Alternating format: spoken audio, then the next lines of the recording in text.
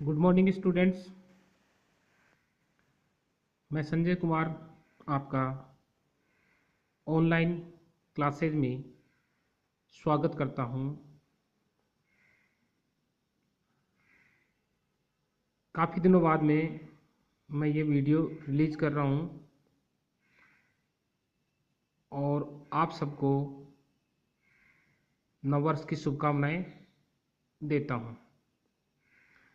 आज हम BSc part second में जो पेपर थर्ड चलता है केमिस्ट्री का, फिजिकल केमिस्ट्री, उसकी यूनिट 4 इलेक्ट्रोकेमिस्ट्री फर्स्ट में अभिगमनांक निर्धारण करने की विधि हिटार्फ मेथड की चर्चा करेंगे।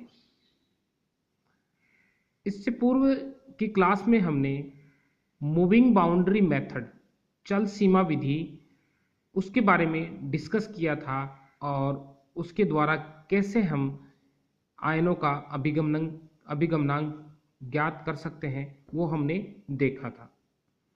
आज हम हिटार्फ मेथड है जो ट्रांसपोर्ट नंबर ज्ञात करने की, उसके बारे में चर्चा करेंगे। ट्रांसपोर्ट नंबर क्या था? कुल धारा का वह अंश जो एक पर्टिकुलर आयन लेकर जा रहा है वह उस पर्टिकुलर आयन का अभिगमनांक कहलाता है। अब जब किसी विद्युत अपघट्य का इलेक्ट्रोलाइसिस करवाते हैं तो उसमें क्या होगा, जो कैटायंस एनोड से कहाँ मूव करेंगे, कैथोड की ओर मूव करेंगे।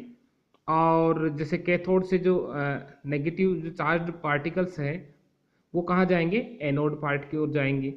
तो उसमें क्या होगा कि जो इलेक्ट्रोडों के चारों ओर सांद्रण में क्या होगा, कमी होगी। उन आयनों की सांद्रता में क्या होगी, कमी होगी। तो जो सांद्रण में जो कमी हो रही है वो किसके समानुपाती होगी, जो आयन है जो मूव करके जा रहे हैं उनकी आयनिक गतिशीलता पर निर्भर करेगी। जैसे हम बात करें कि एनोड कक्ष में विद्युत अपघट्य के सांद्रण में कमी, तो एनोड कक्ष से कौन जा रहा है, कैटायन कहाँ जा रहा है, कैथोड की ओर जा रहा है। तो ये किस पर डिपेंड करेगी, सांद्रण में कमी जो कैटायन है उसकी आयनिक मोबिलिटी, आयनिक गतिशीलता पर निर्भर करेगी। और कैथोड कक्ष से कौन आयन कौन सा जाने वाला है, ऋणायन जा रहा है। तो जो ऋणायन की सांद्रता में जो कमी होगी वो उसकी आयनिक गतिशीलता V के समानुपाती होगी। और दोनों कक्षों में जो सांद्रण में जो कमी होगी वो किसके समानुपाती होगी, धनायन की गतिशीलता और ऋणायन की गतिशीलता। तो इस प्रकार से जो कैटायन का जो अभिगमनांक ट्रांसपोर्ट नंबर था U/U+V, और एनायन का जो ट्रांसपोर्ट नंबर है वो हो जाएगा V/U+V। तो कुल मिला के ये कह सकते हैं कि NC बराबर एनोड जो कक्ष में विद्युत अपघट्य के ग्राम तुल्यांकों की सांद्रता संख्या में कमी बटा प्रत्येक इलेक्ट्रोड पर निक्षेपित ग्राम तुल्यांकों की संख्या। तो इस प्रकार से हम यहाँ देख सकते हैं।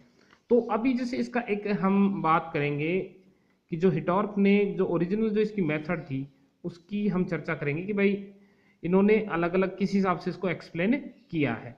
तो यहाँ पर आप एक डायग्राम देख रहे हैं, उसमें ये कैथोड पार्ट है और ये एनोड पार्ट है और ये बीच वाला मिडिल पार्ट है।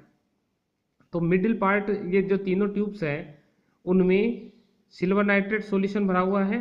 और यहाँ जैसे हम इलेक्ट्रोड ले सकते हैं कि सिल्वर इलेक्ट्रोड हो सकता है, प्लेटिनम हो सकता है या गोल्ड हो सकता है। तो ये इलेक्ट्रोड्स हो सकते हैं।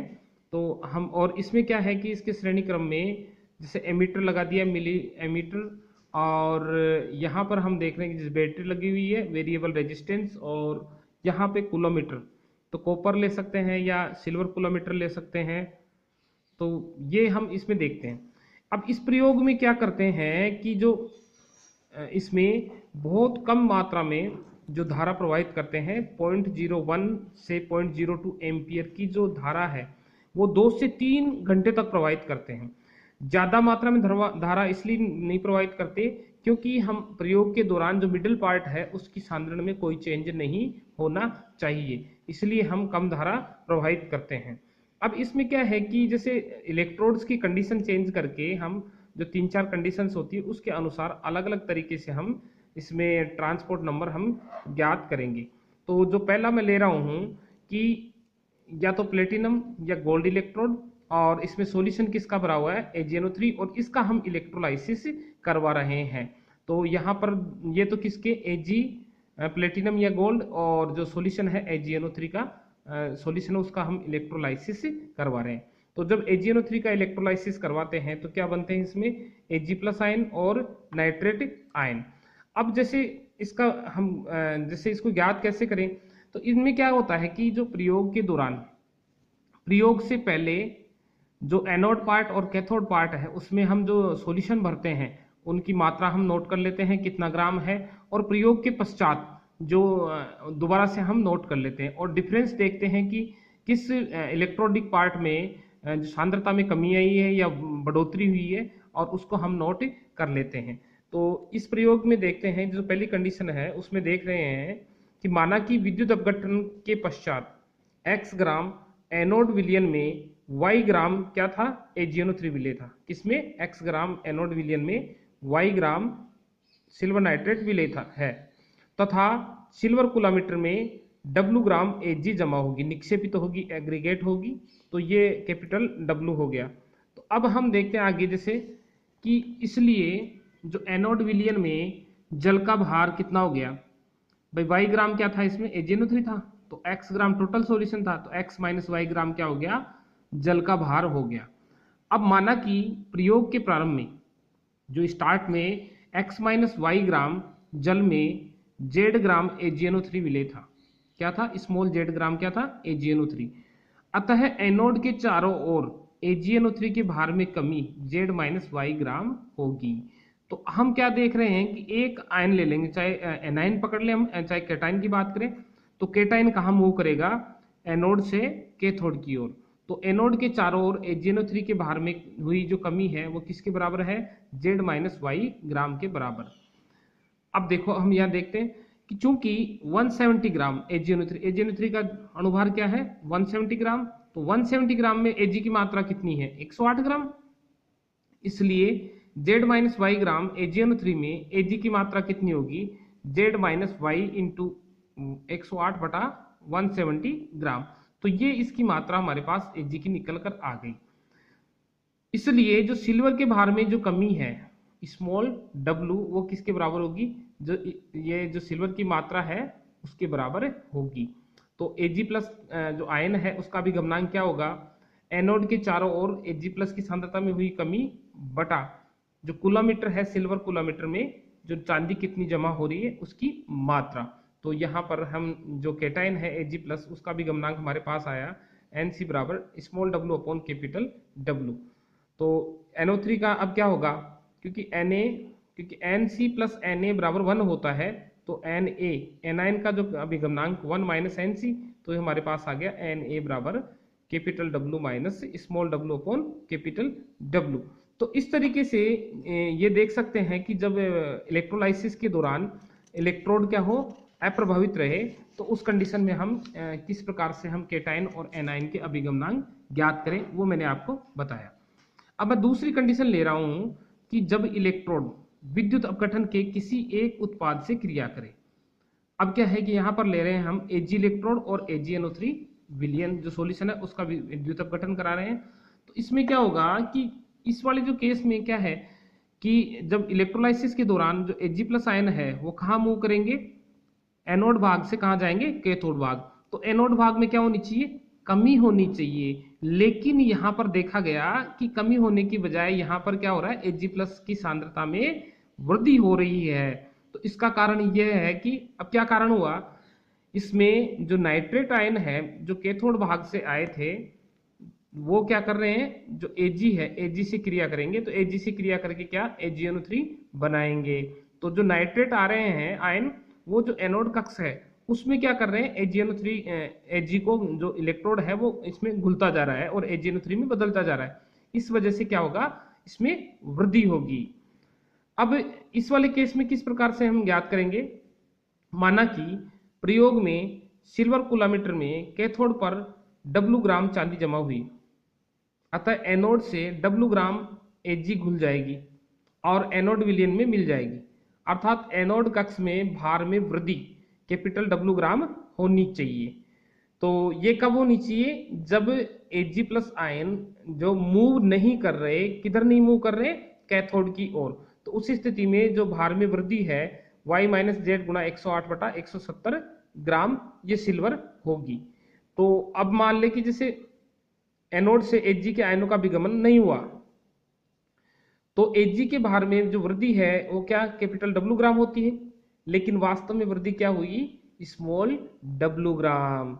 तो इसका मतलब क्या है कि Ag प्लस जो मूव हो रहा था उसकी वजह से ये कंडीशन जनरेट हो रही है। अगर मूवमेंट नहीं होता तो जो कूलममीटर है उसमें जितनी चांदी जमा होगी उतनी यहाँ पर क्या होगी?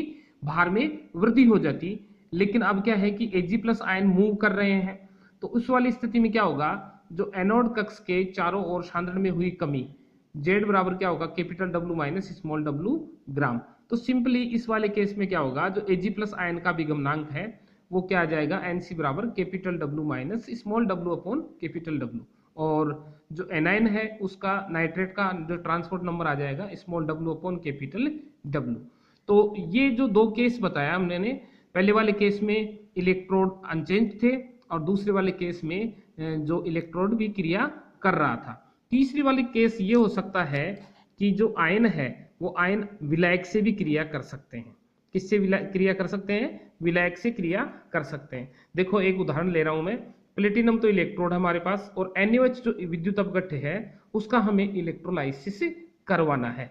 तो इस वाले केस में क्या होगा? NaOH का इलेक्ट्रोलाइसिस क्या होगा? Na प्लस और OH माइनस होगा। अब क्या होता है इस केस में? जो Na प्लस आयन है वो कहाँ मूव कर रहा है? कैथोड की ओर मूव कर रहा है, और कैथोड में ये Na प्लस आयन सोडियम जमा होता है यहाँ पर, और यह सोडियम किससे क्रिया कर लेता है? वाटर से। किसमें? कैथोड पार्ट में। तो कैथोड पार्ट में क्या है? Na प्लस NaOH बना लेता है, और यहाँ पर क्या होता है? OH माइनस की सांद्रता में वृद्धि हो जाती है। बल्कि OH माइनस कहाँ जा रहे थे?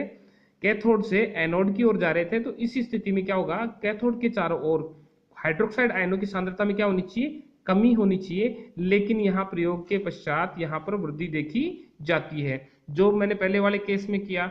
जो दूसरे वाले जो कंडीशन थी इसमें क्या हो रहा था कि नाइट्रेट आयन किससे? Ag से क्रिया कर रहे थे। तो इसी स्थिति में क्या हो रहा था? जो एनोड पार्ट था वहां पर जो Ag प्लस की सांद्रता में क्या हो रहा था? वृद्धि हो रही थी। इसी प्रकार से यहाँ पर क्या हो रहा है? कैथोड पार्ट में OH माइनस की सांद्रता में कमी होनी चाहिए, लेकिन यहाँ पर हाइड्रोक्साइड आयनों की सांद्रता में क्या होती है?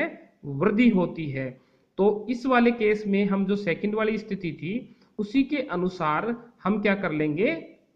अभिगमनांक ज्ञात कर लेंगे। इसमें क्या होगा? यहाँ पर OH माइनस का अभिगमनांक हो जाएगा ये वाला, और जो Na प्लस है उसका अभिगमनांक हो जाएगा ये। तो इस प्रकार से हम ये हिटोर्फ विधि के माध्यम से जो तीनों स्थितियों में हम किस आयन पर्टिकुलर आयन का अभिगमनांक हम ज्ञात कर सकते हैं। बहुत आसान तरीके से ये कर सकते हैं। लेकिन क्या है कि हिटोर्फ विधि क्या है कि एक तो टाइम टेकिंग मेथड है। क्या है? Time taking method. इसमें समय ज़्यादा लगता है, और इसमें क्या होता है कि भाई थोड़ा सा करंट भी अगर बढ़ा दिया, थोड़ा सा फ्लक्चुएट भी हो जाता है, तो उस वाली स्थिति में क्या होता है? जो मिडिल पार्ट है तो उसकी सांद्रता में भी चेंज आ जाता है। तो जो एक्यूरेट जो रिजल्ट आने की जो संभावना होती है उसमें थोड़ी क्या हो जाता है? उसमें एक्यूरेसी में कमी आ जाती है। तो ये वैसे मेथड अच्छी है, लेकिन इसमें समय ज़्यादा लगता है, और ये थोड़ा सा एक्यूरेसी वाली भी बहुत सारी कंडीशन हमें फॉलो करनी होती है। लेकिन फिर भी क्या है कि इस मेथड के द्वारा हम किसी पर्टिकुलर आयन का अभिगमनांक आसानी से ज्ञात कर सकते हैं। धन्यवाद।